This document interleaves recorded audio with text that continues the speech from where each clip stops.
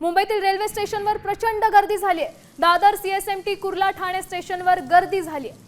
प्रवासी अक्षरशः खोळंबलेले आहेत। घरी परतणारे चाकरमानी देखील खोळंबलेले आहेत। अगदी एक महत्त्वाची खरं तर ही बातमी, कारण आपण सगळेच जण जे घरी बसून टीव्ही पाहतायत त्यांच्यासाठी महत्त्वाची बातमी आहे। कारण चाकरमानी जे कामासाठी बाहेर निघालेले जे चाकरमानी होते, नागरिक होते, ते मात्र आता स्टेशन्सवर खोळंबलेले आहेत।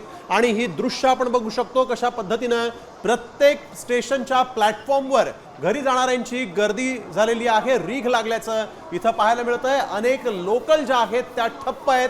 अनेक लोकल या पावसाच्या पाण्यात अडकून पडलेले आहेत।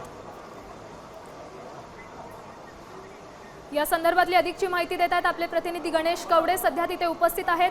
गणेश, काय सांगाल, सध्या प्रवाशांची काय मनस्थिती आहे?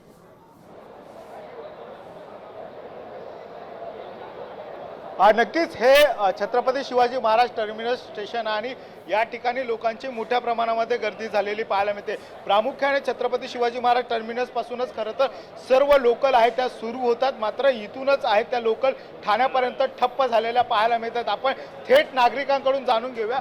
काका, तुम्ही किती वेळापासून इथे उभे आहात? आम्ही सकाळी 11 वाजेपासून इथं थांबलेलो आहोत। प्रशासनाकडून का म्हणजे फक्त सूचना देण्यात येते की पाणी प्लॅटफॉर्मवरती पाणी आलेलं आहे, मात्र त्यांच्याकडून पाहिजे ते म्हणजे पाण्याचा उपसा करण्यासाठी त्यांनी काय उपाययोजना केलं हे काही कोणी सांगायला तयार नाही।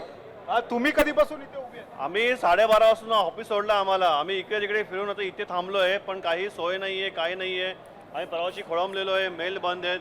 हे काकांना जळगावला जायचंय, कसं जाणार सांगा? तुम्ही कुठून आलेला आहात, कुठे जायचंय? आम्ही वाशीवरून आलोय। सकाळी 8-9 वाजल्यापासून उभा आहे इथं। नक्कीच साधारणतः सकाळपासून इथे सगळे लोक आहेत। आम्ही पुण्यावरून आलेलो आहोत। सकाळी 12:30 वाजल्यापासून आम्ही इथं थांबलेलो आहोत। डेक्कन क्वीन सुद्धा रद्द करण्यात आलेली आहे। अगदी गणेश, आणि आपण बघतोय गणेश कशा पद्धतीने खरं तर लोक जे आहेत सर्वसामान्य लोकलची प्रतीक्षा करतायत। आता isakal.com आहे देशातील नंबर 1 ची मराठी न्यूज वेबसाईट। प्रत्येक अपडेटसाठी isakal.com ला नक्की भेट द्या।